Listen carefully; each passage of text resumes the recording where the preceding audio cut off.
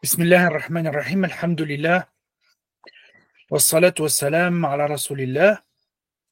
Donc, bienvenue à cette nouvelle conférence qui va traiter du grand compagnon du prophète sallallahu alayhi wa sallam, Abu Bakr as-Siddiq. Avant de commencer cette conférence, j'aimerais rappeler pour ceux qui peut-être ne me connaissent pas qui je suis. Je suis votre frère Mehdi, le fondateur de la plateforme Histoire Islam, qui est une plateforme dédiée à l'histoire islamique et à la méditation du Coran. Vous avez le site histoireislam.fr si vous voulez accéder et visiter le site. Vous avez ma présentation et vous avez les conférences, les podcasts que j'ai pu faire et qui sont gratuits et accessibles si vous créez un compte qui est totalement gratuit, Inch'Allah ta'ala. Donc en créant ce compte-là, vous allez pouvoir accéder aux conférences, aux podcasts que j'ai pu proposer, tout en sachant que les cours en ligne, comme c'est inscrit, sont désormais, les inscriptions pour les cours en ligne sont désormais closes, bien commencé depuis octobre. Alors, bismillah. Abu Bakr as-Siddiq, radiyallahu anhu, sa personnalité et ses mérites. Dans cette conférence, bien évidemment, on ne va pas s'intéresser à l'ensemble de la vie d'Abu Bakr as-Siddiq, parce qu'il ne faudrait pas une conférence, il faudrait des dizaines et des dizaines de conférences pour retracer tout Abu Bakr as-Siddiq, de sa naissance à sa mort, en passant par son compagnonnage avec le prophète sallallahu alayhi wa sallam et tout ce qui s'est passé durant son califat, puisque comme vous le savez, il a été le premier calife, le premier successeur du prophète sallallahu alayhi wa sallam après sa mort. Alors en introduction, on va voir les 3 points sur lesquels on va se concentrer, Inch'Allah ta'ala. Le premier point, la présentation générale d'Abu Bakr as-Siddiq. Qui était Abu Bakr? Quel est son véritable nom? Quels sont ses surnoms? Comment il a vécu avant l'islam? Et qui était-il de manière générale?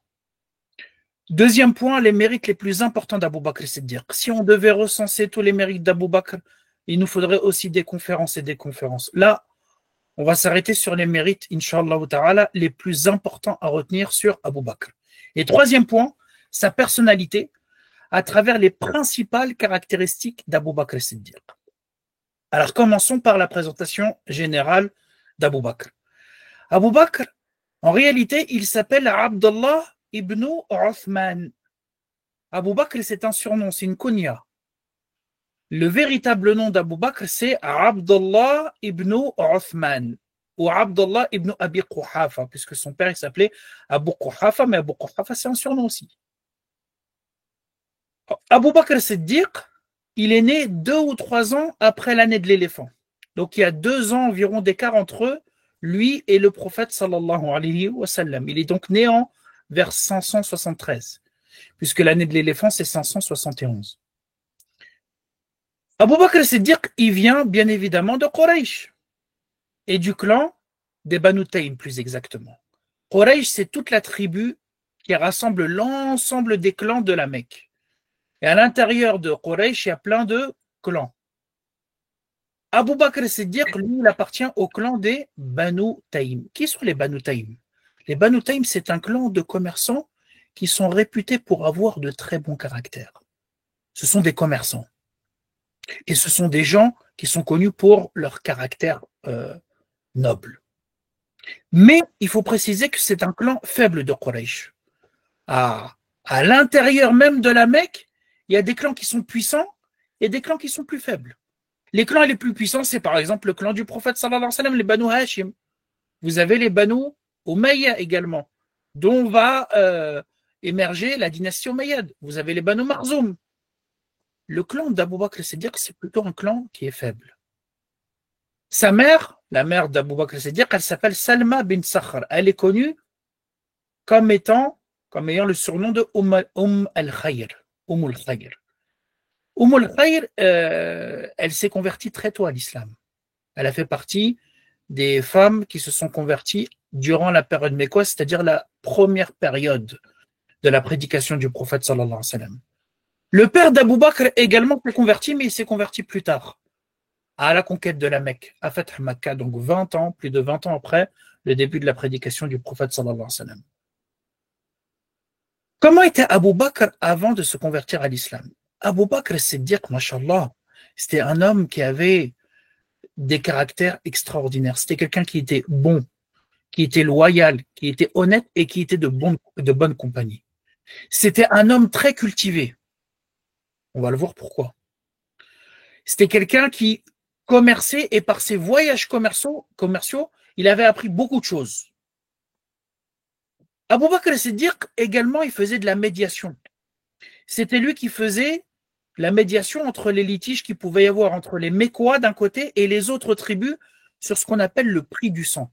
Le prix du sang, c'était le dédommagement qu'on donnait à cette époque-là lorsqu'on faisait du mal, lorsqu'on portait préjudice ou lorsqu'on tuait quelqu'un involontairement. Donc Abu Bakr Siddiq, il intervenait en tant que médiateur. Ça vous montre aussi le caractère conciliant d'Abu Bakr Siddiq. Abu Bakr, il avait aussi un comportement qui était en concordance avec l'islam. Parce qu'en fait, Abu Bakr Siddiq, il était sur la fitra, sur la nature innée, de sorte qu'il ne se prosternait pas devant les idoles et il ne buvait pas d'alcool. Ça vous montre que Abu Bakr, il avait un caractère qui correspondait justement au caractère de l'islam. C'est pour ça qu'il va embrasser cette religion rapidement. Quand on a demandé à Abu Bakr Siddiq pourquoi il n'a jamais bu d'alcool, regardez ce qu'il a répondu. Parce que je voulais préserver mon honneur et sauvegarder ma réputation. Car celui qui consomme de l'alcool ne fait attention ni à son honneur ni à sa dignité. Parce que celui qui perd la raison, il n'a ni honneur ni dignité. Il ne fait attention à rien. Et c'est pour ça qu'Abu Bakr Siddiq, par le fait qu'il était noble et qu'il avait un bon caractère, il ne buvait pas d'alcool pour éviter de se mettre dans une situation aussi désagréable que celle-ci. Juste 2 petites secondes. Attention, parce que j'entends parfois le micro de quelqu'un. Allah yabarak fikum, faites attention à votre micro.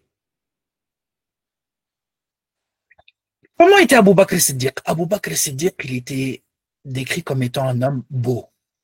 Il avait un teint qui était clair, mais il était maigre. Il avait des cheveux abondants, son front était dégagé, c'est-à-dire il avait un front assez large.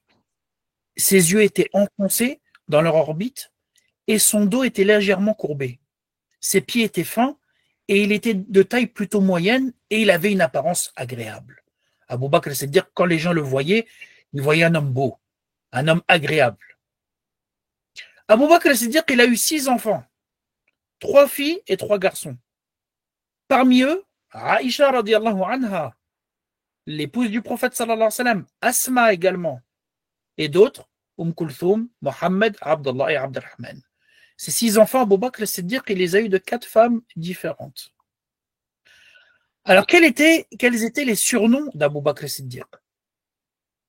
Parmi les noms d'Abu Bakr Siddiq durant la Jahiliya, donc durant la période avant l'islam, on l'appelait Abdul Kaaba, Abdel Kaaba, le serviteur de la Kaaba.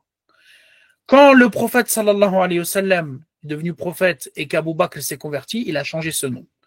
Et le prophète sallallahu alayhi wa sallam l'a appelé Abdallah. C'est pour ça que Abu Bakr Siddiq, avant de s'appeler Abdallah, il s'appelait Abdel Kaaba. Et après l'islam, le prophète sallallahu alayhi wa sallam l'a surnommé ou l'a nommé Abdallah, le serviteur d'Allah. Également, Abu Bakr Siddiq, il est connu. Attention. Allah yabarik fikum, s'il vous plaît, attention à votre micro. Voilà. Je vais le couper. C'est bon. Il était surnommé Al-Atiq. Qu'est-ce que ça signifie Al-Atiq? Ça signifie 2 choses. Soit l'affranchi, parce que le prophète sallallahu alayhi wa sallam a dit dans un hadith, Abu Bakr est celui qu'Allah a franchi de l'enfer. Donc ça vous montre qu'Abu Bakr Siddiq est préservé de l'enfer et qu'il entrera au paradis. Et certains disent qu'Al-Atiq, ça fait référence à sa beauté, à la beauté d'Abu Bakr Siddiq. Et le surnom le plus connu, c'est As-Siddiq. Pourquoi? Parce que Abu Bakr Siddiq, Abu Bakr, va confirmer avec le prophète sallallahu alayhi wa sallam le voyage nocturne que le prophète va faire lorsque les gens vont lui dire: est-ce que tu crois en Mohammed, en ce qu'il dit, au fait qu'il est parti de la Mecque à Jérusalem en une nuit, qu'il est revenu? Et Abu Bakr, il va confirmer cette information-là. Et depuis ce jour, le prophète sallallahu alayhi wa sallam et les musulmans vont le surnommer As-Siddiq, le véridique, pour avoir rendu véridique le prophète sallallahu alayhi wa sallam. Maintenant, passons à ses principaux mérites. Quels sont les principaux mérites d'Abu Bakr? Le premier, L'un des plus importants, c'est que tout simplement, il est le premier converti à l'islam. Alors, les savants disent, globalement, pour les premiers convertis à l'islam, la première femme à s'être convertie, c'est Khadija. Le premier enfant, c'est Ali ibn Abi Talib. Le premier esclave affranchi, c'est Zayd ibn Haritha. Et le premier homme libre, c'est Abu Bakr as-Siddiq. Le prophète sallallahu alayhi wa sallam nous dit dans plein de hadiths, non pas seulement que Abu Bakr a été le premier, mais la manière dont il s'est converti. Le prophète sallallahu alayhi wa sallam dit dans un hadith, je n'ai invité personne à embrasser l'islam sans que la personne ait eu du recul, de la réflexion, de l'hésitation, sauf Abu Bakr. Il n'a pas attendu un seul instant après que je lui ai parlé et il n'a pas hésité à se convertir à l'islam. Le deuxième grand mérite, c'est qu'il est véridique. Il a ce statut-là de véridique. Le prophète sallallahu alayhi wa sallam, un jour, il a gravi la montagne de Uhud avec Abu Bakr, Omar et Othman, et la montagne de Uhud a commencé à trembler. Le prophète sallallahu alayhi wa sallam a tapé du pied sur cette montagne et il a dit à Uhud, calme-toi Uhud, parce que tu as sur toi un prophète, un véridique et deux martyrs. Le prophète, c'est le prophète sallallahu alayhi wa sallam. Le véridique, un véridique, c'est Abu Bakr. Et les deux martyrs, ce sont Omar et Othman. Abu Bakr Siddiq, il fait partie des 10 premiers au paradis. Alors, quand on dit 10 premiers au paradis, ça signifie quoi? En fait, ça signifie qu'il y a un hadith du prophète sallallahu alayhi wa sallam qui évoque 10 personnes qui entreront au paradis. 10 parmi eux, Abu Bakr. Est-ce que ça veut dire qu'ils sont les seuls à être premiers au paradis? Non, il y en a d'autres. Mais quand on dit 10 premiers au paradis, ça fait référence au hadith qui évoque ces 10 personnes dans un même contexte, dans le même hadith. Plus que ça, Abu Bakr Siddiq, par sa cause, 5 personnes parmi les 10 premiers au paradis se sont converties par l'intermédiaire d'Abu Bakr. Vous imaginez? 5 personnes parmi les 10 premiers au paradis se sont converties par la cause et par l'intermédiaire d'Abu Bakr. Et chacune de ces 5 personnes, c'est des montagnes de bonnes actions. Othman ibn Affan, le troisième calife bien guidé. Saad ibn Abi Waqqas, Talha ibn Ubaydillah, Zubayr ibn al-Awan et Abdurrahman ibn Auf. Ces 5 personnes se sont converties par l'intermédiaire d'Abu Bakr Siddiq. Rien que ça, rien que ce mérite, il suffirait pour décrire la place et la prépondérance d'Abu Bakr Siddiq. C'est aussi le compagnon du prophète sallallahu alayhi wa sallam pendant la hijra, comme vous le savez. Allah subhanahu wa ta'ala dit dans un verset, إِلَّا تَنْصُرُوهُ فَقَدْ نَصَرَهُ اللَّهُ إِذْ أَخْرَجَهُ الَّذِينَ كَفَرُوا ثَانِيَ اثْنَيْنِ إِذْ هُمَا فِي الْغَارِ إِذْ يَقُولُ لِصَاحِبِهِ لَا تَحْزَنْ إِنَّ اللَّهَ مَعَنَا. Allah subhanahu wa ta'ala dit, si vous ne lui portez pas secours, Allah subhanahu wa ta'ala l'a certes secouru déjà, lorsque les mécréants l'ont fait sortir de la Mecque. Et il était le deuxième des deux, donc ils étaient deux. Lorsqu'ils étaient dans la grotte, et lorsque le prophète disait à son compagnon Abu Bakr, la tahzan, ne sois pas triste, car certes Allah subhanahu wa ta'ala est avec nous. Abu Bakr, il a eu le privilège d'être le compagnon unique du prophète sallallahu alayhi wa sallam durant la hijra. Abu Bakr, c'était un compagnon très proche du prophète sallallahu alayhi wa sallam. Le prophète l'a précisé dans un de ses discours. Il a dit, s'il m'était permis d'avoir un ami intime en dehors d'Allah subhanahu wa ta'ala parmi ma communauté, ce serait Abu Bakr. Seulement, il est mon frère et mon compagnon. L'ami intime, c'est-à-dire l'ami très rapproché, l'ami le plus rapproché.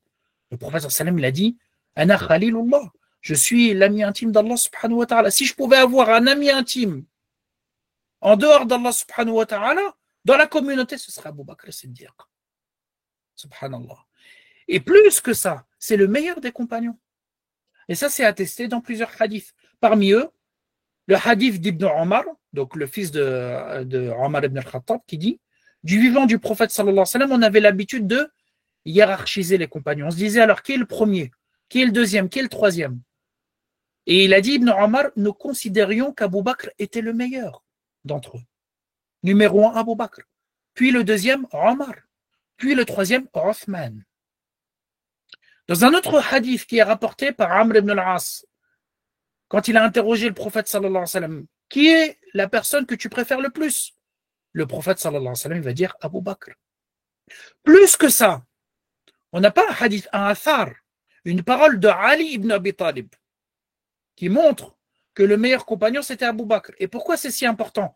Parce que les chiites, un des groupes, a prétendu qu'il y avait une animosité telle entre Abu Bakr et Ali que Abu Bakr aurait volé la place de Ali pour le califat et la succession du prophète sallallahu alayhi wa sallam. Et que Abu Bakr et Omar et plein de compagnons sont des traîtres par rapport à cela. Or, ce qui nous est rapporté de manière authentique montre que tout ça est à balayer et que c'est totalement faux. Non seulement c'est faux, mais Ali ibn Abi Talib a reconnu la prééminence d'Abu Bakr Siddiq dans la génération des compagnons. Un des fils de Ali qui s'appelle Mohammed ibn al-Hanafiya, il a dit, je suis parti voir Ali, mon père, et je lui ai dit, qui est le meilleur des hommes après le prophète, sallallahu alayhi wa sallam? Il a répondu, Abu Bakr. J'ai continué, et ensuite, il a dit Omar. Et Mohammed ibn al-Hanafiya, le fils de Ali, il a dit, quand il rapporte ses propos, il dit, je demandais alors de craindre qu'il ne me dise Othman, et c'est toi ensuite. Donc j'ai pas voulu lui dire et lui ouvert la porte pour qu'il me dise un autre nom. J'ai directement pris l'initiative de dire et c'est toi ensuite. Ali ibn Abi Talib, modestement, il a dit je ne suis qu'un homme musulman parmi tant d'autres. Même Ali ibn Abi Talib reconnaît la place d'Abu Bakr as-Siddiq. C'est lui qui a dirigé parmi les grands mérites. C'est lui qui a dirigé la prière durant la maladie du prophète sallallahu alayhi wa sallam. Ibn Omar, encore lui, nous rapporte que lorsque le prophète sallallahu alayhi wa sallam est tombé malade d'une maladie qui allait provoquer sa mort, le prophète sallallahu alayhi wa sallam a dit ordonnez à Abu Bakr de diriger les gens durant la prière. Et ça va être l'une des preuves, l'un des arguments qui va être soutenu pour dire que le plus légitime à diriger la communauté après la mort du prophète sallallahu alayhi wa sallam, c'est Abu Bakr as-Siddiq. Alors maintenant, passons aux principales caractéristiques d'Abu Bakr as-Siddiq, et c'est le cœur de la conférence, Inch'Allah ta'ala. Alors, pourquoi on ne va pas décrire la biographie d'Abu Bakr as-Siddiq, comme on a dit, du début à la fin? Parce que déjà, premièrement, ce serait trop long. Et deuxième chose, ce qui est intéressant d'analyser, c'est pas seulement la chronologie de la vie d'une personne, du début de sa naissance à sa mort. C'est aussi essayer de voir les qualités de cette personne-là. Parce que ça va être des clés pour comprendre sa personnalité et comprendre également les décisions et le rôle que cette personne va avoir dans l'histoire. Vous allez voir que chacune de ces caractéristiques va renvoyer à certaines choses et à certaines décisions qu'Abou Bakr notamment a prises en tant que calife. Les gens, ils s'intéressent à des présidents, à des ministres directement lorsqu'ils prennent le pouvoir. Mais quand tu regardes et t'analyses et tu comprends les clés, les principales caractéristiques de cette personne, tu vas comprendre pourquoi il est devenu tel président et tel ministre et pourquoi il a pris telle décision et pourquoi il a telle et telle orientation politiquement, socialement, économiquement parlant. Commençons par la première caractéristique d'Abou Bakr, sa miséricorde. Ah, ça c'est la caractéristique première et qui est la plus importante, celle qui se distingue de toutes les autres caractéristiques chez Abou Bakr as-Siddiq.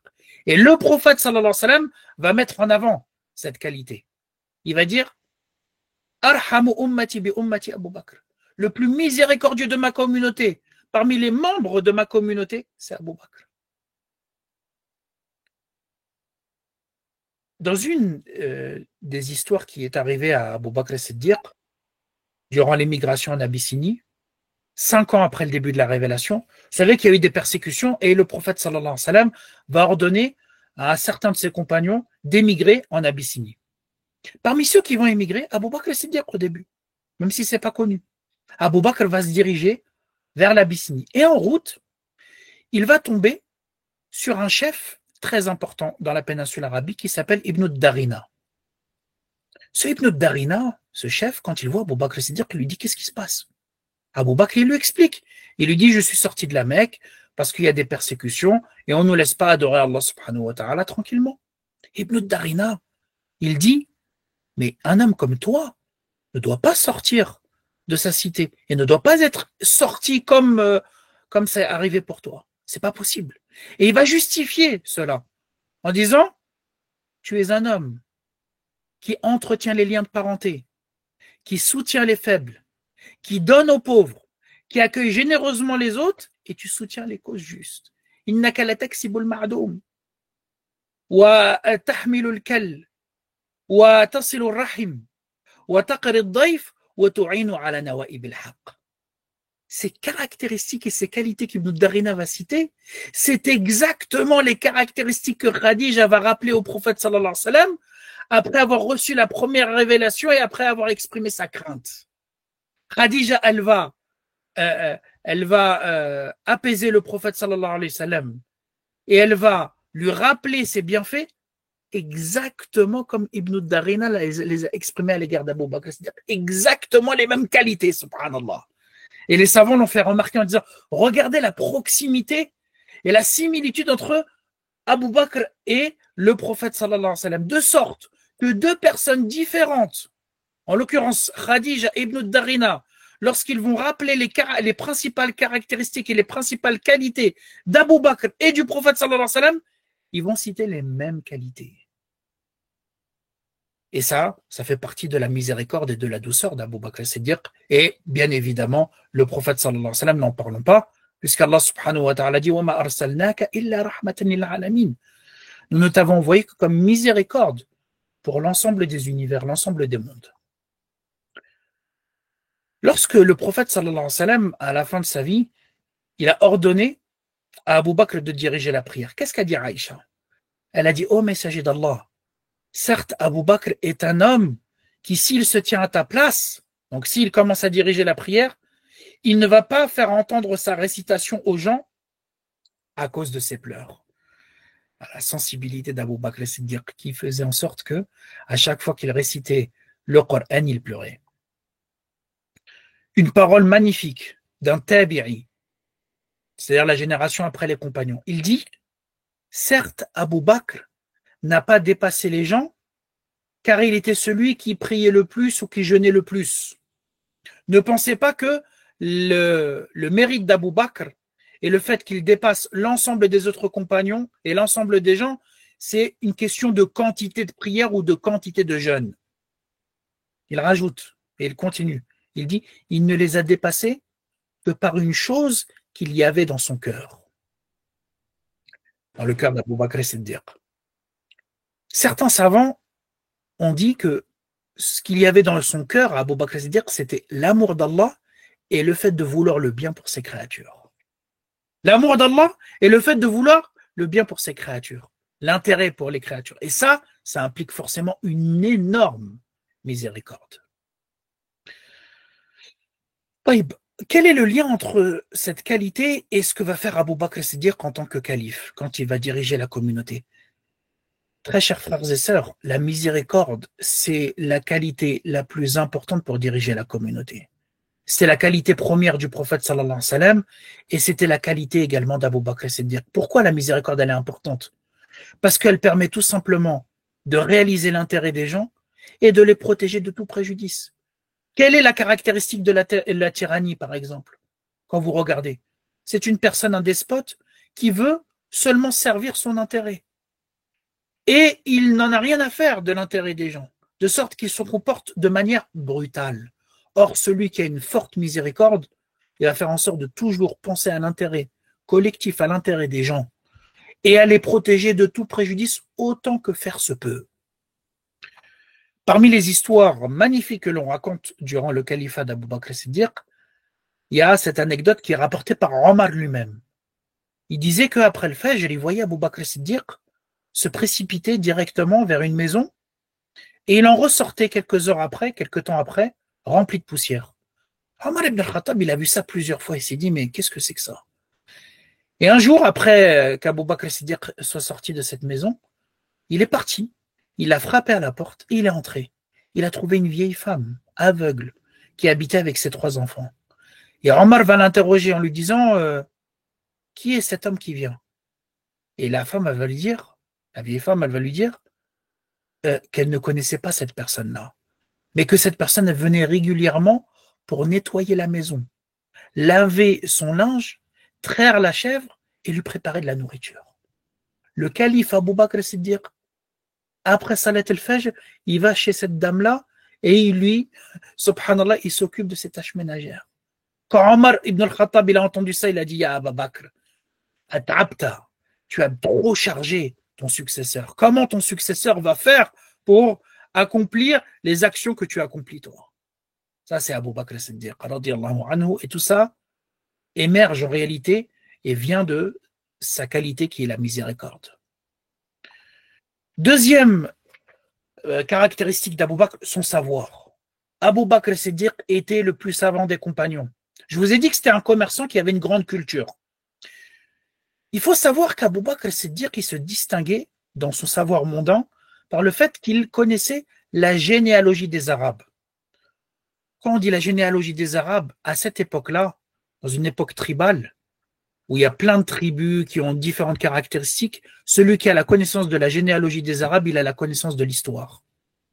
Parce qu'il connaît chacune des caractéristiques des tribus. Cette tribu-là, voilà comment elle se comporte, voilà comment elle est. À l'intérieur de cette tribu, il y a telle personne importante, telle autre personne qui joue un rôle important au niveau politique, au niveau militaire, au niveau social. C'est-à-dire qu'en fait, il avait la carte de la péninsule arabique par l'intermédiaire de son savoir. Et c'est pour ça, quand vous regardez dans la sira du prophète sallallahu alayhi wa sallam, que le prophète était toujours accompagné d'Abu Bakr as-Siddiq à la Mecque lorsqu'il voulait appeler à l'islam différentes tribus. Et que le prophète sallallahu alayhi wa sallam voulait également les appeler à le secourir et à l'accueillir. Parce que le prophète commençait à être beaucoup persécuté. Le prophète sallallahu alayhi wa sallam appelait ces tribus à l'islam, mais il les appelait aussi à l'accueillir auprès d'eux. Et vous savez qu'à la fin, le prophète va aller à Médine. Mais avant qu'il aille à Médine, avant qu'il choisisse Médine, il s'est présenté à plusieurs tribus. Pourquoi Abu Bakr as-Siddiq était là? Parce que c'est Abu Bakr qui disait, cette tribu-là, elle est puissante. Tu peux donc demander qu'il puisse t'accueillir. Donc le prophète sallallahu alayhi wa sallam se présentait auprès de cette tribu et il les appelait à l'islam et il les appelait également à l'accueillir, à le secourir. Par contre, parfois Abu Bakr il disait, cette tribu-là, non, elle n'est pas puissante. Elle ne va pas pouvoir te secourir correctement. Elle n'est pas assez armée ou elle n'est pas assez nombreuse. Et là, le prophète, il se contentait de les appeler à l'islam. Comment le prophète faisait cette distinction-là? Par l'intermédiaire d'Abu Bakr et sa connaissance de la généalogie. Abu Bakr également était connaisseur il connaissait l'interprétation des rêves. Aïcha radiyallahu anha, elle raconte qu'elle a fait un rêve où il y a 3 lunes qui sont tombées dans sa chambre. Abu Bakr c'est-à-dire qu'il a interprété le rêve ainsi. Il a dit, si ton rêve est vrai, il y a 3 des meilleurs hommes de la terre qui vont être enterrés dans ta chambre. 3 des meilleurs hommes sur cette terre-là qui vont être enterrés dans ta chambre. Quand le prophète sallallahu alayhi wa sallam est mort, il a été enterré où? Dans la chambre d'Aïcha. Et Abu Bakr, il a dit à Aïcha, Ya Aïcha, voici la meilleure de tes lunes. Quand Abu Bakr va mourir, Abu Bakr va être enterré à côté du prophète sallallahu alayhi wa sallam, la 2e lune. Et quand Omar ibn al-Khattab va mourir, il va demander à être enterré à côté du prophète et d'Abu Bakr, et ça va être la 3e lune, comme Abu Bakr l'a interprété à Aïcha radiyallahu anha.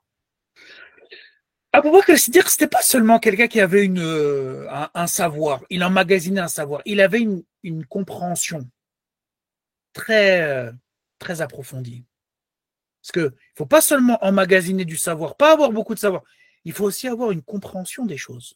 Et Abu Bakr, il avait le savoir et la compréhension. Un jour, le prophète sallallahu alayhi wa sallam, il a fait une khutbah. D'ailleurs, c'est une des dernières khutbahs qu'il a pu faire. Et il a dit, Allah a proposé à un serviteur de choisir entre ce bas monde et la récompense qui est auprès de lui. Et le serviteur en question, il a choisi la récompense qui est auprès d'Allah. Les compagnons, ils écoutent ça, ils disent, Masha'Allah, ce serviteur-là, alhamdulillah, il a fait un bon choix. Et Abu Bakr, il s'est mis à pleurer, à pleurer, à pleurer. Et il a dit, nous sommes prêts à sacrifier nos âmes, nos fils et nos biens pour que tu restes en vie. Les compagnons, ils regardent, ils ne comprennent pas. Le prophète, il parle d'un serviteur qui a choisi ce qui est auprès d'Allah, et Abu Bakr, il pleure, et il commence à dire ça. En réalité, le prophète, sallallahu alayhi wa sallam, dans cette khutbah, il parlait de lui-même. Et quand le prophète a dit, sallallahu alayhi wa sallam, qu'il a choisi ce qui est auprès d'Allah, Abu Bakr, il a compris donc que le prophète, sallallahu alayhi wa sallam, était sur le point de mourir. Et c'est pour ça qu'il a pleuré. Et qu'il a dit, on sacrifierait tous nos biens, nos enfants et nos âmes pour que tu restes en vie. Et quand le prophète sallallahu alayhi wa sallam, il a vu la réaction d'Abou Bakr et il a compris, il a vu qu'Abou Bakr avait compris, qu'il était le seul à avoir compris son message, le prophète, il a dit, la personne envers qui je suis la plus redevable pour sa fidèle compagnie et ses biens qu'il a dépensés, c'est Abou Bakr. Et c'est là qu'il a dit, le prophète sallallahu alayhi wa sallam, si je devais choisir un ami intime autre que mon Seigneur, j'aurais choisi Abou Bakr. Mais je dois me contenter de la fraternité, de l'amitié à l'intérieur de l'islam. Et là, vous avez l'importance du savoir et de la compréhension pour diriger la communauté. Il ne suffit pas d'avoir une bonne intention. Il ne suffit pas d'avoir de la miséricorde. Il faut de la connaissance. La connaissance dans la religion, mais aussi la connaissance de ce qu'on appelle al-waqi'. Al-waqi', c'est-à-dire la connaissance du contexte. Comment tu peux diriger si tu ne connais pas le contexte dans lequel tu vis? Et Abu Bakr as-Siddiq, il va rassembler les deux. Une connaissance approfondie de la religion et une connaissance par ce qu'on a dit, la généalogie, et par l'expérience qu'il va engranger avec le prophète sallallahu alayhi wa sallam du contexte. Et d'ailleurs, c'est ça qui va faire en sorte qu'il va pouvoir discuter avec les autres sur le choix du califat, sur le combat des apostats. Et d'ailleurs, à un moment donné, avec Omar ibn al-Khattab et avec Abu Ubayd ibn al-Jarrah, ils vont se diriger vers les Ansar, les Médinois, et ils vont discuter sur le choix du calife. Et qu'est-ce que va dire Abu Bakr as-Siddiq? Parce que les Ansar, ce sont les Médinois. Vous avez deux grands groupes parmi les musulmans qui étaient dans la société médinoise, avec le prophète sallallahu alayhi wa sallam. Vous aviez les Muhajirines, les Mécois, qui ont émigré de la Mecque à Médine, et vous avez les Médinois, qui sont les habitants de la ville. Quelques habitants de Médine, après la mort du prophète sallallahu alayhi wa sallam, s'étaient regroupés pour choisir un calife parmi eux. Et Abu Bakr et Omar vont aller les voir et discuter avec eux pour leur montrer que ce n'est pas la bonne décision. Et qui va parler au nom des Mécois et qui va convaincre les Ansar de ne pas faire ce choix et plutôt de choisir un membre parmi les Mécois, c'est Abu Bakr. Et il va dire à Abu Bakr, vous êtes certes digne des mérites que vous avez mentionnés. Dans le sens où vous, les Ansar, vous avez un mérite extraordinaire. Mais les Arabes savent que la succession du prophète sallallahu alayhi wa sallam ne peut être accordée qu'à un membre de Quraysh. C'est-à-dire que le califat ne peut être porté que par un membre de Quraysh, un membre de la Mecque, qui est la tribu à la lignée la plus noble et au rang le plus honorable. Et on pourrait en discuter longtemps de ce hadith. Parce qu'Abu Bakr as-Siddiq, il a dit ça par rapport à ce qu'il a entendu du prophète sallallahu alayhi wa sallam, qui a dit Al-Umara min Quraysh. Les califes que vous allez choisir doivent être de Quraysh. Mais il y a également une analyse à faire, politique, sociologique. À l'époque, les Arabes respectaient le plus les habitants de la Mecque. Et donc, Abu Bakr as-Siddiq, par l'intermédiaire du prophète sallallahu alayhi wa sallam, il avait compris que seul un membre de la Mecque pouvait unir l'ensemble des Arabes et pouvait faire en sorte que l'autorité islamique soit respectée par l'ensemble des Arabes. Et c'est pour ça qu'Abu Bakr as-Siddiq, il a dit, vous les Médinois, vous devez être des ministres, mais pas des califes. Par contre, le calife, le chef, il doit être dans les mains d'un Mécois pour qu'il soit obéi par l'ensemble des Arabes, comme le prophète sallam l'a préconisé. D'accord? Vous me suivez, c'est bon? Oui. Très bien. Oui, très bien. Alors, troisième caractéristique, c'était le ministre du prophète sallallahu alayhi wa sallam. Abu Bakr, c'était le plus proche du prophète sallallahu alayhi wa sallam. Il l'a accompagné dans tous les événements. Shahid al-Mashahid kullaha.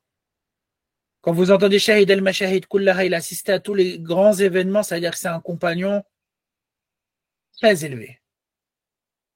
Parmi la compagnie proche du prophète sallallahu alayhi wa sallam qui prouve cela, c'est le fait qu'il a été le compagnon intime du prophète durant la hijra. D'ailleurs, Aïcha radiyallahu anha, quand le prophète va annoncer à Abu Bakr qu'il va être son compagnon pour la hijra, Abu Bakr il a commencé à pleurer. Et Aïcha qui était jeune, elle a dit, je n'avais jamais vu quelqu'un pleurer de joie comme Abu Bakr ce jour-là. Et c'est là le verset où Allah subhanahu wa ta'ala dit Illa tansuruhu faqad nasarahu Allah.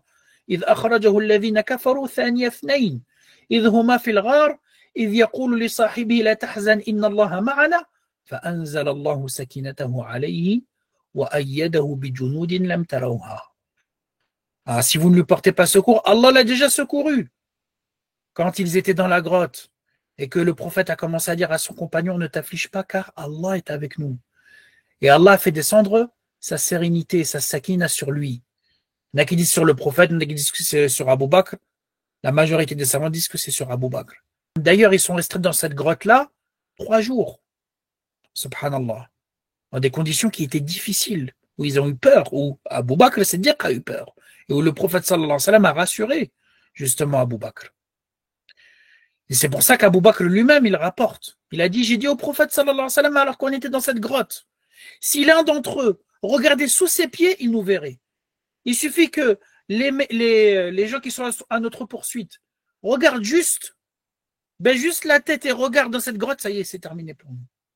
Et le prophète sallallahu alayhi wa sallam, il a dit, Ya Abu Bakr, que penses-tu de 2 personnes dont Allah est le 3e? Que penses-tu de 2 personnes dont Allah est le 3e? Abu Bakr al-Siddiq, il faisait partie des compagnons les plus consultés. Le verset où Allah subhanahu wa ta'ala dit وَشَاوِرْهُمْ فِي الْأَمْرِ, il ordonne au prophète de consulter ses compagnons à propos des affaires où il n'y a pas la révélation. Ibn Abbas, un grand savant, il dit وَشَاوِرْهُمْ فِي الْأَمْرِ, c'est qui شَاوِرْهُمْ? Consulte-les. Ibn Abbas, il dit c'est Abu Bakr et Omar. Alors Ibn Abbas, quand il dit c'est Abu Bakr et Omar, est-ce que ça veut dire qu'Ibn Abbas, ce compagnon, pense qu'il n'y avait que Abu Bakr et Omar que le prophète devait consulter? Non. C'est une illustration. Pour dire s'il y a bien 2 personnes qui doivent entrer dans ce verset principalement, c'est les 2. Saïd ibn al-Musayyib, un grand savant, il a dit Abu Bakr avait la place du ministre auprès du prophète sallallahu alayhi wa sallam. C'était un ministre, c'était le premier ministre. Il était toujours avec le prophète sallallahu alayhi wa sallam. Quand il y avait des décisions à prendre, Abu Bakr, il était là. Et le prophète le consultait sur toutes ses affaires. Subhanallah. Toutes les affaires. Parmi les concertations que le prophète sallallahu alayhi wa sallam va mener avec ses compagnons et surtout avec Abu Bakr, il y a par exemple la bataille de Badr. Le prophète sallallahu alayhi wa sallam a consulté ses compagnons sur le sort des prisonniers. Vous savez que la bataille de Badr a été une grande victoire. Il y a eu 70 morts du côté polythéiste et 70 prisonniers. Qu'est-ce qu'on fait de ces prisonniers? Est-ce qu'on les exécute ou est-ce qu'on les libère contre une rançon? Abu Bakr, qui est miséricordieux, il va dire au prophète d'Allah, on a mis la main sur qui? Qui sont ces prisonniers? Ce sont nos proches parents, ce sont des cousins. C'est les Mécois, c'est notre tribu.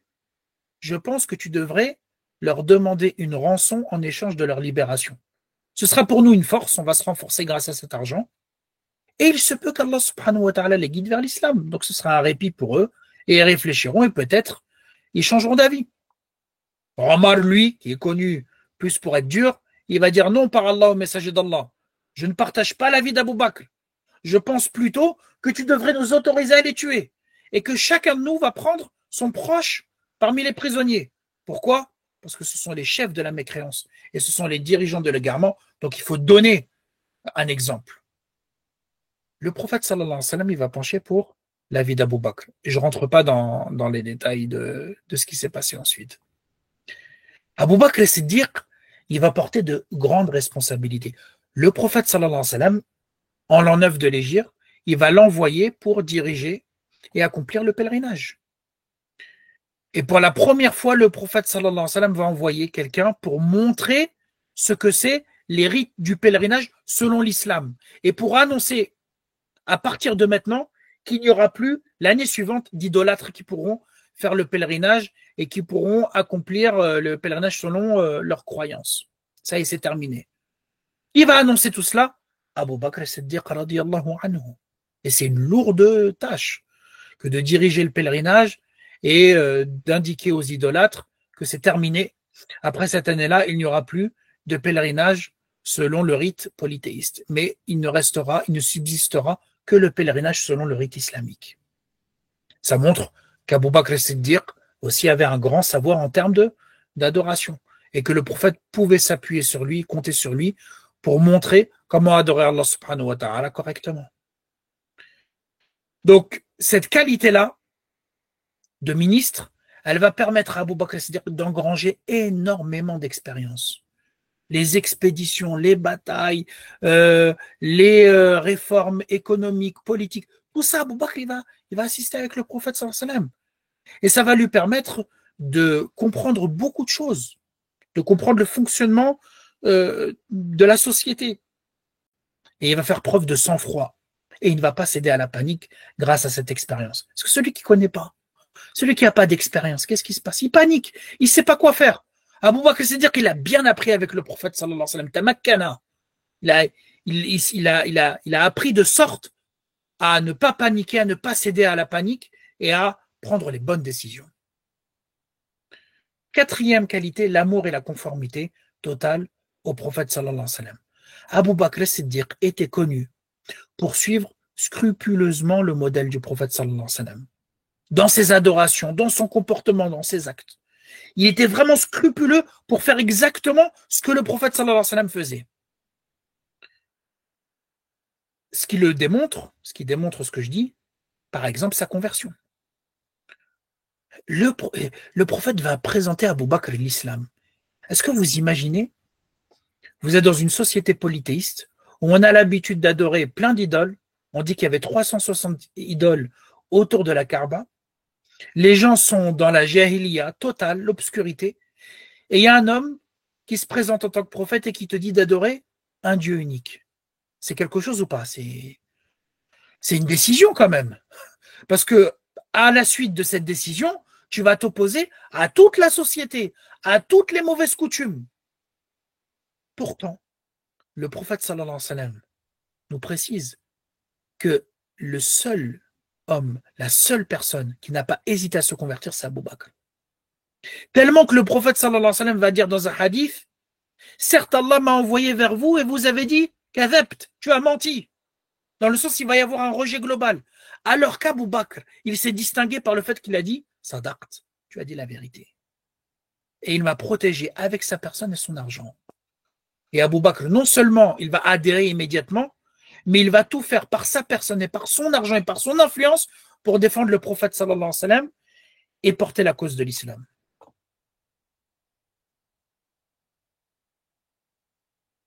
Le voyage nocturne, également, ça montre l'amour inconditionnel d'Abu Bakr à l'égard du prophète sallallahu alayhi wa sallam.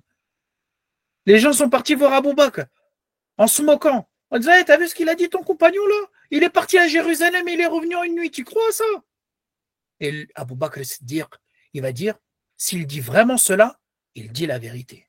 Est-ce que vous avez entendu véritablement qu'il est parti et qu'il est revenu en une nuit? Ils ont dit oui, il a dit ça. S'il dit cela, il dit la vérité. Les gens vont regarder Abu Bakr et dire, mais qu'est-ce que tu racontes? Mais t'es sérieux? Abu Bakr, il va dire, qu'est-ce qui est si étonnant?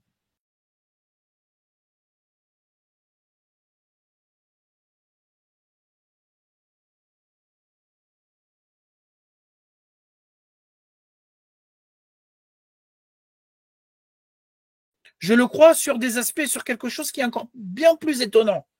Il affirme qu'il reçoit des révélations d'Allah et je le crois. Qu'est-ce qui est plus étonnant? C'est de croire un homme qui reçoit de la part d'Allah subhanahu wa ta'ala, d'au-dessus des 7 cieux, la révélation qu'il transmet de manière authentique, ou est-ce que c'est de partir à Jérusalem et de revenir en une nuit? Surtout avec nos technologies et avec tout ce que l'on a aujourd'hui, l'avion. Et Abu Bakr as-Siddiq, il a répondu de manière rationnelle. C'est vous qui êtes étonnant. Moi, je crois qu'il reçoit la révélation de la part d'Allah subhanahu wa ta'ala. Est-ce que je vais douter que Allah subhanahu wa ta'ala, le créateur des cieux et de la terre, l'omnipotent, celui qui a le pouvoir sur tout, il n'est pas capable de faire voyager son serviteur en une nuit? Et là, depuis ce jour, on l'a appelé As-Siddiq. Et ça vous montre la conformité au prophète sallallahu alayhi wa sallam. À Uhud, durant la bataille de Uhud, il y en avait qui ont fui. Parce que ça a été une bataille où, au début, les musulmans l'ont remporté et ensuite, les polythéistes ont réussi à reprendre le dessus. Et là, il va y avoir des gens qui vont fuir. Il va y avoir des gens qui vont être pris dans la mêlée. Et une poignée de compagnons qui vont être autour du prophète sallallahu alayhi wa sallam et qui ne vont pas fuir et qui vont rester fermement. Parmi eux, parmi ces grands compagnons, Abu Bakr as-Siddiq. Al-Hudaybiyah. Vous connaissez peut-être le pacte d'Al-Hudaybiyah, qui est un pacte de paix que le prophète sallallahu alayhi wa sallam a signé avec les Mécois. C'est le premier pacte de paix qui a été signé. Alors, ce pacte de paix, il y a un certain nombre de compagnons qui ne vont pas au début l'accepter. Pourquoi? Parce qu'il y avait une clause dans ce pacte qui disait que s'il y a un Mécois qui souhaite rejoindre le prophète sallallahu alayhi wa sallam sans l'autorisation de son tuteur, il n'a pas le droit. Et le prophète sallallahu alayhi wa sallam doit absolument le faire revenir à la Mecque. Par contre, s'il y a quelqu'un de la communauté du prophète sallallahu alayhi wa sallam à Médine qui souhaite rejoindre les Mécois, donc apostasier, il a le droit, sans aucune condition. Et le prophète sallallahu alayhi wa sallam n'a pas le droit de le récupérer. Cette clause-là, en apparence, elle était injuste. Elle était en la faveur des Mécois et de Quraysh. Et l'un de ceux qui ne va pas comprendre, c'est Omar. Et Omar, il va aller voir Abu Bakr as-Siddiq pour essayer de discuter, essayer de comprendre. Qu'est-ce que c'est que cette clause? Et il va dire à Abu Bakr, ya Abu Bakr, n'est-il pas le messager d'Allah? Abu Bakr, il va dire oui. Omar, il va dire, ne sommes-nous pas musulmans? Abu Bakr, il va dire oui. Omar, il va dire, ne sont-ils pas idolâtres? Abu Bakr, il va dire oui. Et Omar, il va dire, alors pourquoi on devrait accepter cette humiliation dans notre foi et dans notre religion? Et Abu Bakr, qu'est-ce qu'il va dire? Il va dire, suis-le quoi qu'il fasse, parce que je crois qu'il est le messager d'Allah. Et subhanallah, ce pacte de paix d'Al-Hudaybiyah va être un immense bienfait.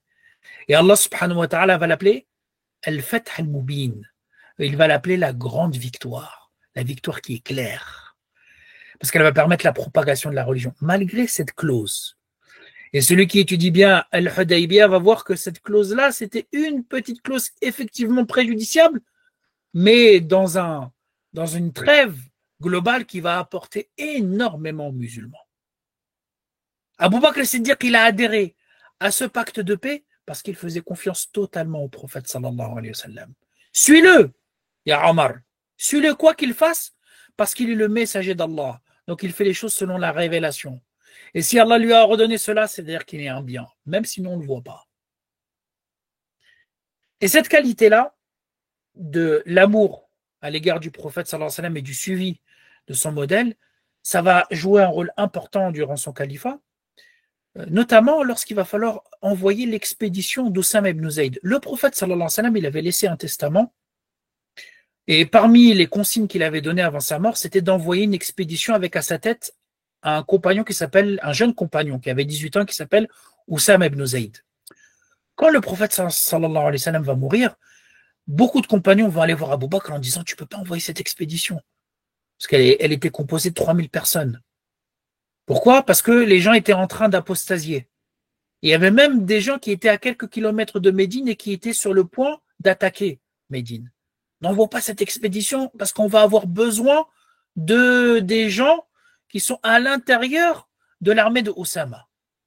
Omar ibn al-Khattab, Abu Bakr Siddiq, il va se lever devant tous les compagnons et dire, je vais envoyer cette expédition parce que le prophète sallallahu alayhi wa sallam l'a ordonné. Et il a dit, même si je savais que les animaux sauvages allaient me charger et faire de moi leur proie, j'enverrai l'armée d'Oussama. Parce que le prophète l'a ordonné. Il va envoyer cette expédition et c'est une expédition qui va avoir une grande réussite. Elle va durer 40 jours et cette armée va revenir avec beaucoup de butin et en ayant été préservée pour la plupart d'entre eux. Et au contraire, cette expédition, lorsqu'elle va être envoyée, elle va même envoyer un message aux ennemis de l'islam qui souhaitaient se rebeller en se disant, si Abu Bakr as-Siddiq envoie une telle armée à l'extérieur de Médine, ça veut dire qu'ils sont vraiment puissants. Par le fait de vouloir obéir au prophète sallallahu alayhi wa sallam coûte que coûte, eh bien, il y a eu la bénédiction et la réussite de cette expédition. Abu Bakr as-Siddiq, il était connu également pour sa supériorité et sa prééminence dans les bonnes actions. Allah subhanahu wa ta'ala nous dit dans un verset, فَمِنْهُمْ ظَالِمٌ لِنَفْسِهِ وَمِنْهُمْ مُقْتَصِدٌ وَمِنْهُمْ سَابِقٌ بِالْخَيْرَاتِ بِإِذْنِ اللَّهِ ذَلِكَ هُوَ الْفَضْلُ الْكَبِيرُ. Allah subhanahu wa ta'ala nous cite 3 catégories. Il dit, il en est parmi les gens qui font du tort à eux-mêmes, qui sont injustes à l'égard d'eux-mêmes, qui font plus de mauvaises actions que de bonnes actions. D'autres qui se tiennent sur une voie moyenne. Ils font plus de bonnes actions, mais il y a quand même des mauvaises. Et d'autres avec la permission d'Allah qui devancent tous les autres par leurs bonnes actions. Sabiqum bil khayrat. Ils se dépêchent, ils se précipitent et ils font toutes les bonnes actions qu'il faut faire. Cette catégorie, c'est la meilleure. Telle est la grâce infinie de la part de ton Seigneur. Abu Bakr Siddiq, il était en première ligne à chaque fois. Regardez sa conversion sans hésitation, sa dépense dans le sentier d'Allah. Il était toujours investi dans toutes les portes du bien. Vous avez plusieurs hadiths qui l'illustrent. Regardez ce hadith. Le prophète sallallahu alayhi wa sallam, il a dit, celui qui dépense 2 biens d'un même type, donc par exemple 2 chevaux, 2 chamelles, 2 biens d'un même type, dans le sentier d'Allah, sera appelé par les portes du paradis. Le prophète sallallahu alayhi wa sallam, il continue. Celui qui fait partie des gens de la prière sera appelé par la porte de la prière. Donc celui qui se distingue par la prière, il sera appelé par l'une des portes du paradis qui est réservée à ceux qui se sont distingués par la prière. Celui qui fait partie des gens du djihad, il va être appelé par la porte du djihad. Celui qui fait partie des gens du jeûne, il sera appelé par la porte de Ar-Rayyan. Et celui qui faisait partie des gens de l'aumône, il sera appelé par la porte de l'aumône. Abu Bakr, c'est dire qu'il a posé la question. Enfin, il a dit au prophète sallallahu alayhi wa sallam, ô messager d'Allah, aucun préjudice ne touchera celui qui est appelé par ses portes. C'est-à-dire, mashallah, celui qui est appelé par ces portes-là, il a tout gagné. Et Abu Bakr, il va poser une question. Y a-t-il des gens qui seront appelés par toutes ces portes en même temps? Et le prophète sallallahu alayhi wa sallam, il a dit oui. Et j'espère que tu feras partie d'eux. Les savants ils disent asa, le mot j'espère ici avec le prophète sallallahu alayhi wa sallam, ou al-murad at-tahqiq. Ça veut dire oui, et tu feras partie de ces gens-là. Le j'espère, c'est Inch'Allah, mais pour le prophète sallallahu alayhi wa sallam, comme il reçoit la révélation, ça veut dire tu feras partie de ces gens-là. Donc Abu Bakr Siddiq, il se distingue dans tous les aspects, dans toutes les bonnes actions, la prière, le jihad, le jeûne, etc., l'aumône, tout. Regardez cet autre hadith.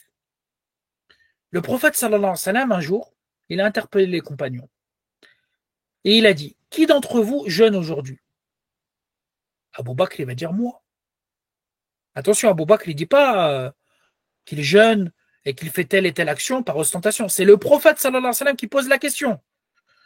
Et si c'est le prophète sallallahu alayhi wa sallam, bah, il y a un bien à répondre à ces questions, forcément. Le prophète, il va dire ensuite, qui d'entre vous a suivi un convoi funéraire aujourd'hui? Abu Bakr, il va dire moi. Le prophète sallallahu alayhi wa sallam va dire, qui d'entre vous a nourri un pauvre aujourd'hui? Abu Bakr, il va dire moi. Lequel d'entre vous a visité un malade aujourd'hui? Abu Bakr, il va dire moi. Subhanallah, le même jour, Abu Bakr, il jeûne, il suit un convoi funéraire, il nourrit un pauvre et il a rendu visite à un malade. Et le prophète sallallahu alayhi wa sallam va dire, ces choses, donc toutes ces actions, ne se rassemblent pas chez une personne sans qu'elle n'entre au paradis. Et certains savants disent, celui qui fait ces 4 actions dans un même jour, Allah subhanahu wa ta'ala lui réserve le paradis comme il l'a dit pour Abu Bakr Siddiq radiyallahu anhu. Et donc cette qualité de se précipiter vers les bonnes actions, c'est quelque chose que l'on va retrouver également durant son califat. Parce qu'on oublie souvent, quand on parle des califes bien guidés, on évoque Omar ibn al-Khattab. Et effectivement, Omar ibn al-Khattab, ce qu'il a fait, c'est extraordinaire. Mais n'oublions pas que ce que Omar a pu faire en termes d'expansion, en termes de mise en place, en termes d'unification de la péninsule arabique, c'est Abu Bakr Siddiq qui l'a précédé. Omar ibn al-Khattab n'aurait pas pu faire tout ce qu'il a fait s'il n'avait pas récolté les fruits de ce que Abu Bakr Siddiq a commencé. Et avant lui, le prophète sallallahu alayhi wa sallam. Toutes ces futuhat, par exemple, c'est Abu Bakr Siddiq qui va les mener au début. C'est lui qui va mener des armées contre l'Empire perse et contre l'Empire byzantin. Et Omar, lui, va récolter tous les fruits de ces décisions-là d'Abou Bakr Siddiq parlent des grandes victoires. Mais ces grandes victoires ne sont en fait que les conséquences de la prise de la décision d'Abou Bakr Siddiq de mener une expansion de l'islam dans les territoires de l'Empire perse et de l'Empire byzantin. Pareil, qui composait l'armée musulmane? C'était des Arabes. Les Arabes convertis à l'islam. Et comment ces Arabes ont été unifiés? Par l'intermédiaire, bien évidemment, du prophète sallallahu alayhi wa sallam, mais aussi par l'intermédiaire d'Abou Bakr, qui va combattre les apostats qui ont essayé de proclamer leur indépendance après la mort du prophète sallallahu alayhi wa sallam. Celui qui va les remettre dans le giron de l'islam et qui va rétablir l'autorité, c'est Abou Bakr Siddiq radiyallahu anhu. Abou Bakr, il était connu également pour sa fermeté et son courage. Et là, vous voyez qu'il faut comprendre un personnage dans son ensemble. On évoque le prophète sallallahu alayhi wa sallam dans sa miséricorde. Et on va voir parfois que le prophète a été ferme. Ah, mais le prophète, il est miséricordieux normalement. Pourquoi cette fermeté? Il faut bien comprendre que les qualités se complètent. Elles ne s'annulent pas. C'est pas parce que tu es miséricordieux que tu dois jamais être ferme. C'est pas parce que tu es ferme que tu ne peux pas être miséricordieux comme Omar ibn al-Khattab. Abou Bakr, effectivement, il avait cette qualité-là qui le distinguait de miséricorde et de douceur, mais cela ne l'empêchait pas d'être ferme et d'être courageux lorsqu'il le fallait. Par exemple, c'est le premier compagnon à avoir prêché l'islam ouvertement. On rapporte que Abou Bakr Siddiq, alors que les compagnons n'étaient que 38 à cette époque-là, donc c'était vraiment au début de la prédication, Abou Bakr Siddiq est parti voir le prophète sallallahu alayhi wa sallam en insistant pour pouvoir prêcher l'islam de manière ouverte. Parce qu'à cette époque-là, les musulmans étaient discrets. Le prophète sallallahu alayhi wa sallam va dire à Abou Bakr, on est trop peu nombreux. Et Abou Bakr, il va insister et le prophète sallallahu alayhi wa sallam, il va accepter. Et Abou Bakr, il va proclamer l'islam à la Mecque. Et là, les Quraysh vont se précipiter vers Abou Bakr Siddiq. Et on rapporte qu'il y en a un qui s'appelle Utba, qui va prendre ses 2 sandales mal cousues et qui vont frapper Abou Bakr. Il va frapper Abou Bakr avec, de sorte à le défigurer. Jusqu'à qu'Abou Bakr Siddiq perde, subhanallah, connaissance. Et qu'il soit emmené chez lui pour être soigné. Ça, c'est Abou Bakr Siddiq. C'est le miséricordieux. Mais il sait être ferme. Et il sait proclamer l'islam comme il le fait et comme il l'a fait à ce moment-là. Ali ibn Abi Talib, celui dont on dit qu'il avait de l'animosité à l'égard d'Abou Bakr Siddiq. Regardez ce qu'il va dire à ses compagnons. Il va dire, dites-moi quelle est la personne la plus courageuse d'entre tous. Les gens vont dire, c'est toi. Parce que Ali ibn Abi Talib, s'il y a bien une qualité qu'il avait, c'était le courage. C'était un grand guerrier.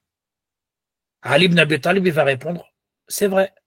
Il n'y a pas une personne qui s'est confrontée à moi en duel sans que je sois sorti gagnant. Mais dites-moi qui est le plus courageux. Les gens, ils ont dit, si c'est pas toi, on ne sait pas. Et là, Ali ibn Abi Talib va dire, c'est Abou Bakr. Et il va donner un exemple. Le jour de la bataille de Badr, les musulmans avaient décidé d'installer une tente pour protéger le prophète sallallahu alayhi wa sallam. Et là, quand on a installé une tente pour le prophète sallallahu alayhi wa sallam, les compagnons se sont dit, qui va le protéger, qui va rester auprès de lui pour éviter qu'un ennemi ne puisse attaquer le prophète. C'est Abou Bakr Siddiq qui va se proposer. Et Ali ibn Abi Talib, il dit, Abou Bakr s'est tenu à la hauteur du prophète sallallahu alayhi wa sallam en tenant son épée à la main. Et chaque fois qu'un ennemi polythéiste de Quraysh s'approchait du prophète sallallahu alayhi wa sallam, il lui tombait dessus. Et Ali ibn Abi Talib va conclure, certes Abou Bakr était l'homme le plus courageux. Certes Abou Bakr était l'homme le plus courageux. Ça c'est le témoignage de qui? De Ali ibn Abi Talib.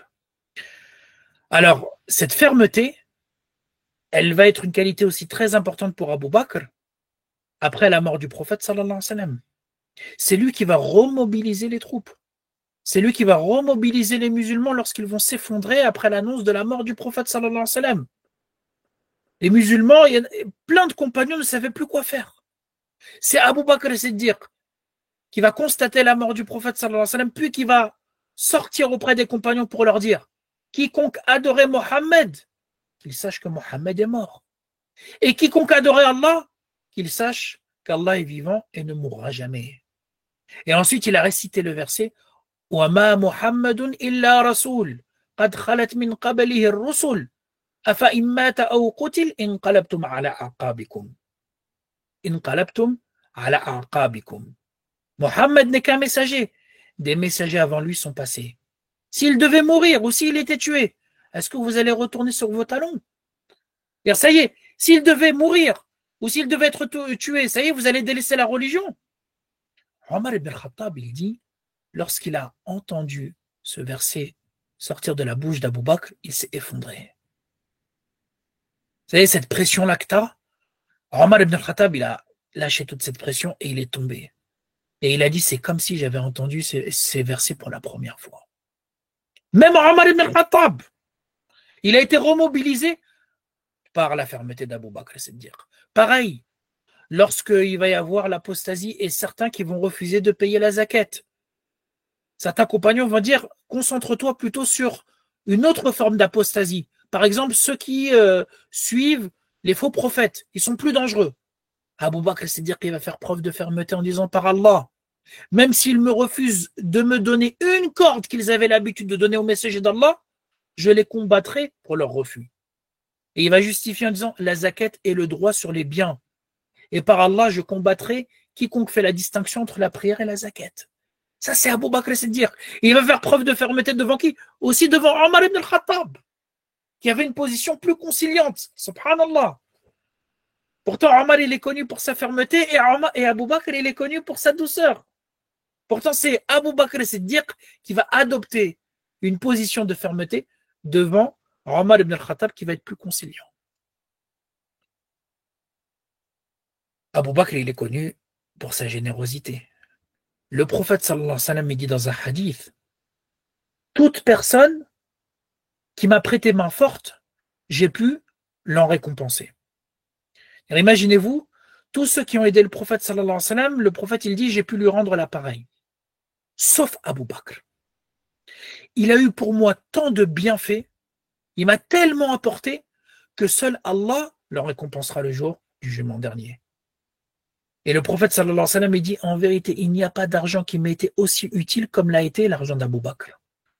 Vous imaginez? Tous ceux qui ont aidé le prophète sallallahu alayhi wa sallam de près et de loin, le prophète sallallahu alayhi wa sallam leur a rendu l'appareil. Sauf Abou Bakr. Il a tellement donné, il a tellement dépensé que seul Allah subhanahu wa ta'ala pourra le récompenser comme il se doit. Abou Bakr, c'est dire, surtout au début de la prédication, lorsqu'il va y avoir des persécutions, et notamment les persécutions de musulmans esclaves, qui vont subir les pires atrocités, Abou Bakr, il va être au devant. Et il va libérer plusieurs esclaves. On rapporte qu'il en a libéré 7. Son père, qui n'était pas musulman à cette époque-là, qui était âgé, il ne comprenait pas. Parce que pour lui, il était dans la mentalité de la jahiliya, donc la mentalité avant l'islam. Pour lui, un esclave, c'est quoi? C'est un objet qui va te servir. Donc c'est quelqu'un que tu achètes et qui va te servir. Lui, il voit son fils Abou Bakr acheter des esclaves, les libérer, et à la fin, ces esclaves ne lui servent pas. À rien. Parce qu'Abou Bakr, il est persécuté lui aussi, et ces esclaves-là, ils peuvent rien faire pour lui, ni de près, ni de loin. Donc son père, il dit à Abou Bakr, je comprends pas. Tu libères des esclaves qui sont faibles. Si tu veux faire cela, pourquoi au moins tu ne libères pas des hommes forts qui pourront te protéger? Au moins libère des gens qui sont costauds, qui vont pouvoir te protéger et t'apporter un bien matériel visible. Et Abou Bakr Siddiq, lui, il pensait selon l'islam, selon la logique islamique. Et il va dire, mais je ne recherche pas ça. Je ne recherche pas la protection physique. Je recherche la récompense d'Allah. Et Allah subhanahu wa ta'ala, il va descendre les versets de Surat al-Layl, la Surat 92. وَسَيُجَنَّبُهَا الْأَتْقَى الَّذِي يُؤْتِي مَالَهُ يَتَزَكَّى وَمَا لِأَحَدٍ عِنْدَهُ مِنْ نِعْمَةٍ تُجْزَى إِلَّا ابْتِغَاءَ وَجْهِ رَبِّهِ الْأَعْلَى وَلَسَوْفَ يَرْضَى. Allah subhanahu wa ta'ala dit, on sera écarté du feu le pieux, al-atqa, الذي يؤتي ماله ويتزكى, qui donne ses biens pour se purifier, pour se purifier, pour purifier son âme, pour se rapprocher d'Allah. وما لأحد عنده من نعمة تجزى, et auprès de qui personne ne profite d'un bien intéressé, mais la seule chose qu'il cherche, c'est quoi? Il recherche la face d'Allah, la face de son Seigneur le Très-Haut. Et très certainement, il sera satisfait par la récompense qu'il attendra au jour du jugement dernier. Durant la bataille de Tabouk, il y a une histoire qui est connue où Omar ibn al-Khattab raconte. Alors la bataille de Tabouk, c'est la dernière bataille qui va être menée par le prophète sallallahu alayhi wa sallam. Le prophète va mobiliser 30 000 personnes. Et c'était une bataille très dure parce que Tabouk, c'est à presque 1000 km de Médine. Et il faisait très chaud. Il faisait très chaud, c'était une longue distance. En plus, c'était un ennemi très compliqué. C'était l'Empire byzantin avec tous les alliés de l'Empire byzantin. En sachant qu'il fallait donc équiper les 30 000 personnes, ce qui a ajouté encore plus de difficultés. Et là, le prophète sallallahu alayhi wa sallam, il a pu s'appuyer sur la générosité de certains compagnons. Quand Omar ibn al-Khattab il a vu la situation difficile, il s'est dit, j'ai trouvé l'occasion idéale pour surpasser Abu Bakr. Aujourd'hui.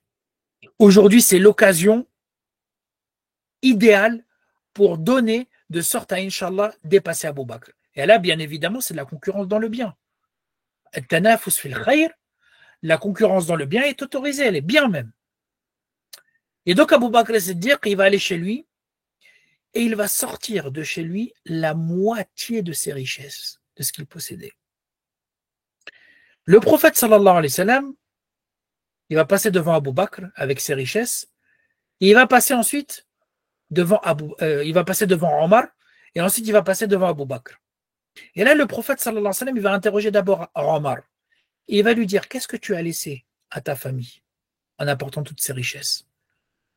Omar, il va dire la même chose que ce que j'ai donné. Donc, j'ai laissé la moitié de mes biens auprès de ma famille et je t'ai apporté, et j'ai apporté fils Abilillah la moitié de mes biens. Et le prophète sallallahu alayhi wa sallam, il va interroger Abu Bakr, en sachant que, selon certaines versions, Omar ibn al-Khattab, lorsqu'il apporte ses richesses, et qu'Abu Bakr Siddiq est à côté avec l'ensemble des richesses qu'il a apportées, les richesses de Omar, en termes de quantité, semblent être plus importantes. Et donc Omar, il se dit, ah, c'est bon, alhamdulillah, je l'ai remporté. J'ai surpassé Abu Bakr. Et le prophète sallallahu alayhi wa sallam, il va interroger Abu Bakr. Et toi, qu'est-ce que tu as laissé à ta famille? Abu Bakr Siddiq, il va donner cette réponse incroyable. Je leur ai laissé Allah et son messager. J'ai tout dépensé. Toutes les richesses que j'avais, je les donne fils Abilillah. Et là, Omar, il s'est dit, je ne pourrai jamais te dépasser dans quoi que ce soit. Là, c'était l'occasion rêvée pour pouvoir te surpasser. Et même là, je n'ai pas pu te surpasser, subhanallah. Ça vous montre l'immense générosité d'Abu Bakr Siddiq, radiyallahu anhu. La générosité également va être une qualité essentielle.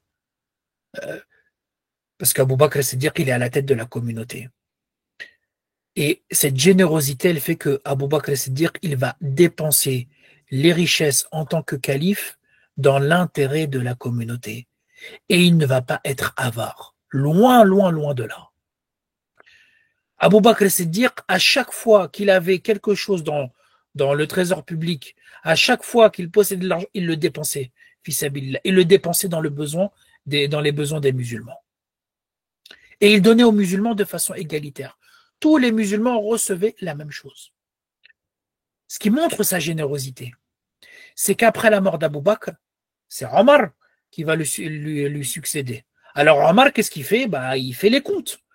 Qu'est-ce que le calife a laissé précédemment? On fait les comptes. Quand un ministre succède à un autre ministre, un président succède à un autre président, on fait les comptes, on regarde, et après on voit la politique qu'on mène.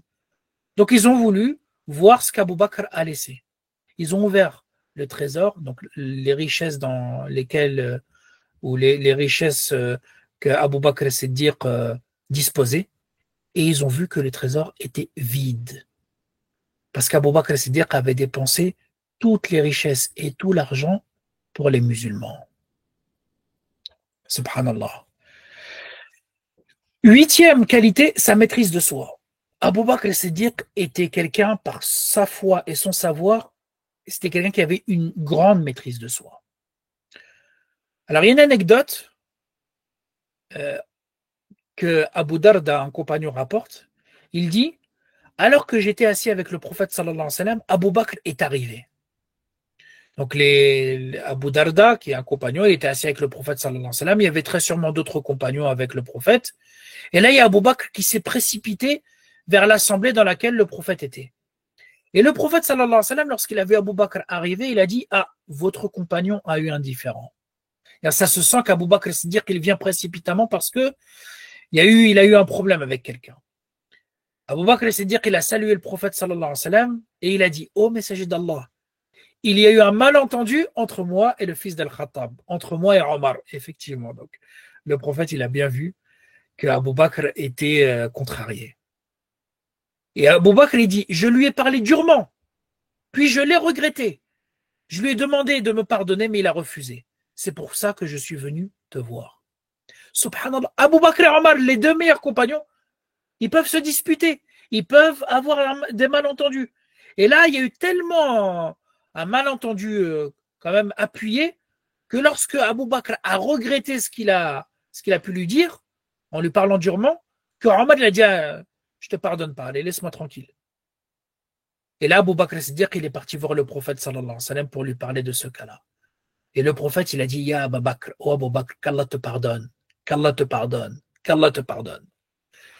Omar ibn al-Khattab, entre-temps, il a retrouvé ses esprits, il s'est calmé, et il s'est dit, allez, je vais aller voir Abu Bakr.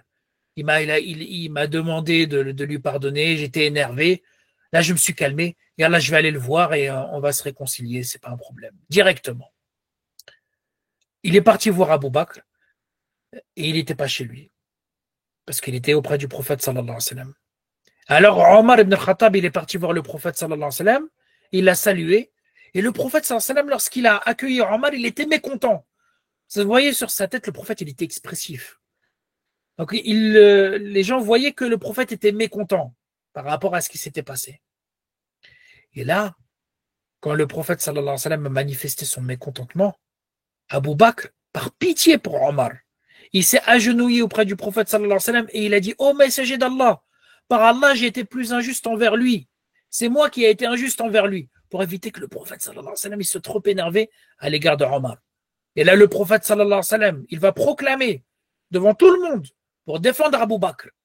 Il va dire, Allah m'a envoyé comme prophète vers vous, mais vous m'avez dit, tu mens. Alors qu'Abu Bakr, c'est-à-dire qu'il m'a dit, tu dis la vérité. Et il m'a soutenu avec sa personne et son argent. Et il a dit par deux fois, Al antum tariku li sahibi, Al antum tariku li sahibi. Ne cesserez-vous donc pas de nuire à mon compagnon? Ne cesserez-vous donc pas de nuire à mon compagnon? Et on rapporte, après cela, plus personne n'a fait du tort à Abu Bakr as-Siddiq. En quoi ça montre la maîtrise de soi d'Abu Bakr? Parce que la maîtrise de soi, c'est pas le fait de ne jamais se mettre en colère. La maîtrise de soi, c'est le fait de savoir revenir, de se repentir, et lorsque on a eu un excès de colère, de demander pardon à la personne et de revenir sur ses propos. Et c'est ce qui s'est passé entre Abu Bakr et Omar. Quand Abu Bakr s'est dit qu'il lui a parlé durement, il l'a regretté et il lui a demandé de le pardonner. Et lorsque Omar ibn al-Khattab s'est énervé contre lui, quelques instants, il est revenu chez lui et ensuite, il a voulu aller voir Abu Bakr Siddiq pour accepter son pardon et pour se réconcilier avec lui. Ça vous montre que les deux personnages, Abu Bakr et Omar, ce sont des êtres humains. Ils peuvent se disputer. Mais la caractéristique qui ressort de ces gens, c'est que ce sont des gens qui sont capables rapidement de revenir sur leurs erreurs et de demander pardon. Et cette qualité de maîtrise de soi, elle va être très, très, très importante devant toutes les problématiques qui vont se présenter. Et d'ailleurs, lorsqu'Abu Bakr Siddiq va se présenter avec Omar auprès des Ansar, dans ce que je vous ai raconté brièvement dans la Saqifa, lorsqu'il va s'agir de convaincre les Ansar, les Médinois, de choisir un calife, non pas parmi eux, mais parmi les Muhajirines, parmi les Mécois, Omar ibn al-Khattab, il va dire, Abu Bakr as-Siddiq, il a pris la parole, il a pris l'initiative de prendre la parole. Et Omar, il va dire, dans son discours, il a abordé toutes les thématiques que je voulais mentionner. Parce que Omar, également, il voulait parler devant les Ansar. Il avait des choses à dire. Mais Abu Bakr, il lui a dit, Omar, attends, laisse-moi parler. Et Omar, il dit, quand j'ai entendu Abu Bakr faire le discours devant les Médinois, il avait abordé tous les thèmes que je voulais mentionner et même, il a parlé encore mieux que ce que j'aurais pu dire. Et Omar, il dit, si ce n'est que Abu Bakr, il l'a fait de manière improvisée et il a fait mieux que ce que j'aurais pu faire. Ça vous montre quoi? Dabt nafs, la maîtrise de soi. Parce que quand tu te retrouves dans une situation comme celle-ci, où tu as des gens qui réclament le pouvoir et que toi, tu dois leur faire comprendre que ce n'est pas comme ça et qu'il y a certaines règles qui les empêchent de choisir un calife parmi eux, et qu'il y a peut-être des attentes et un énervement, tu as besoin de rester calme et d'avoir un discours structuré et un discours convaincant pour que les protagonistes qui sont en face de toi puissent t'écouter et te suivre. Et c'est ce qui va se passer avec Abu Bakr as-Siddiq. La dernière caractéristique que j'aimerais vous présenter, la crainte d'Allah et son ascétisme. Abu Bakr as-Siddiq était quelqu'un qui craignait beaucoup Allah subhanahu wa ta'ala. Et son cœur était détaché de cette vie. Alors Abu Bakr était un commerçant prospère. Est-ce que c'est incompatible avec l'ascétisme? Non. Parce que comme les savants le mentionnent, l'ascétisme c'est quoi? C'est le fait d'avoir l'argent dans tes mains et non pas dans ton cœur. C'est ça l'important. Et Abu Bakr as-Siddiq, c'était quelqu'un qui était détaché de cette vie. Il va même dire, je n'ai jamais eu l'ambition de devenir calife, ne serait-ce qu'un jour ou une nuit. Et je n'ai jamais invoqué Allah subhanahu wa ta'ala de me l'accorder, ni en secret, ni en public. Il n'avait aucune ambition mondaine. Abu Bakr as-Siddiq, c'était quelqu'un également qui avait une crainte d'Allah au point où il faisait très attention à sa subsistance. Et on raconte que Abu Bakr as-Siddiq avait un serviteur. Et ce serviteur, il gagnait, il rapportait de la nourriture à Abu Bakr as-Siddiq. Et Abu Bakr, il lui demandait toujours d'où provenait cette nourriture, pour s'assurer qu'elle était licite. Et un jour, ce serviteur, il a apporté de la nourriture, et Abu Bakr, il en a mangé en oubliant de lui confirmer que cette nourriture-là était bien acquise de manière licite et non pas d'une manière qui pourrait être suspicieuse. Abu Bakr, il a commencé à manger, et le serviteur, il lui a dit, mais tu ne m'as pas posé la question sur la provenance. Et le serviteur, il va dire, écoute, je l'ai acquise d'une manière que tu n'aurais pas approuvée. Il ne dit pas illicite, approuvé, tu n'aurais pas approuvé. Alors, Abu Bakr as-Siddiq, quand il a entendu ça, il a mis la main dans sa bouche et il s'est fait vomir jusqu'à qu'il ne reste rien de ce qu'il avait avalé. Par scrupule dans la religion. Rien pour Abu Bakr as-Siddiq ne devait entrer dans sa bouche qui est bizarre, qui n'est pas clair, qui rentre dans l'ambiguïté et dont il n'était pas sûr que c'était une chose licite, une chose pure. Abu Bakr as-Siddiq, parmi les belles paroles que l'on rapporte de lui, et les anecdotes sur son ascétisme, on dit qu'il est rentré dans un jardin et il a vu un oiseau sur une branche et il a dit, bienheureux que tu es, tu te nourris de cet arbre et tu te protèges avec son ombre. Et lorsque tu vas mourir, tu ne seras pas jugé. Si Abu Bakr pouvait être comme toi. Qu'est-ce qu'Abu Bakr il veut exprimer par là? En disant, toi, l'oiseau, ta caractéristique, c'est de vivre comme Allah t'a créé, selon les instincts qu'Allah subhanahu wa ta'ala a disposés en toi. Quand tu mourras, ce sera terminé. Tu vas être réduit en poussière et c'est terminé pour toi. Mais nous, les êtres humains, moi, Abu Bakr, je vais être jugé par Allah subhanahu wa ta'ala et je crains ce jugement tellement fort que j'aurais voulu, juste pour échapper à ce jugement terrifiant, être comme un oiseau. Et ça vous montre la crainte scrupuleuse qu'il avait à l'égard de son Seigneur. Et Abu Bakr, il disait aussi, je ne serai pas assuré de mon entrée au paradis même si j'avais un pied à l'intérieur et un autre à l'extérieur. En l'occurrence, tant que j'ai pas les deux pieds au paradis, je suis pas tranquille. Et c'est lié à une chose qui était très présente chez Abu Bakr al-Siddiq. C'est husn al-khatima, la bonne fin. Et c'est pour ça qu'il demandait beaucoup Allahumma ja'al khayra umri akhirahu wa khayra amali khawatimahu wa khayra ayyami yawma alqaka fihi. Seigneur, fais en sorte que la fin de ma vie soit la meilleure. Fais en sorte que la fin de ma vie, ce soit la meilleure de tout ce qui s'est passé dans ma vie. Que la meilleure de mon action soit la dernière. Et que le meilleur jour pour moi, ce soit le jour où je vais te rencontrer. Ça, c'est Abu Bakr al-Siddiq. Qu'est-ce que tu dois viser fondamentalement? C'est la fin. Parce que la fin, elle exprime, elle est le résumé de tout ce que tu as fait précédemment. Or, si la personne, elle a fait du bien et qu'à la fin, elle termine sur du mal, c'est très négatif. Par contre, ce que tu dois espérer, c'est d'être sur le droit chemin jusqu'à la fin de ta vie. Et Abu Bakr al-Siddiq, par scrupule, il va dire, donne-moi la meilleure des fins possibles. Fais en sorte que le meilleur jour pour moi, ce soit pas un jour dans cette vie, ce soit le jour où je vais te rencontrer pour avoir la récompense. Et tant que je n'aurai pas mes deux pieds au paradis, je ne serai pas tranquille. Et donc l'ascétisme d'Abu Bakr al-Siddiq va avoir un grand impact dans la responsabilité qu'il va porter à la tête de la communauté. Parce que l'ascétisme et le scrupule fait en sorte qu'Abu Bakr al-Siddiq ne va pas se servir de son statut pour servir sa famille, pour servir ses intérêts. Mais la seule chose qui va obséder Abu Bakr al-Siddiq, c'est l'intérêt de la communauté, sans jamais s'enrichir. Aïcha radiallahu anha, elle rapporte qu'Abu Bakr, durant sa maladie qui allait mener à sa mort, il a dit ça à Aïcha.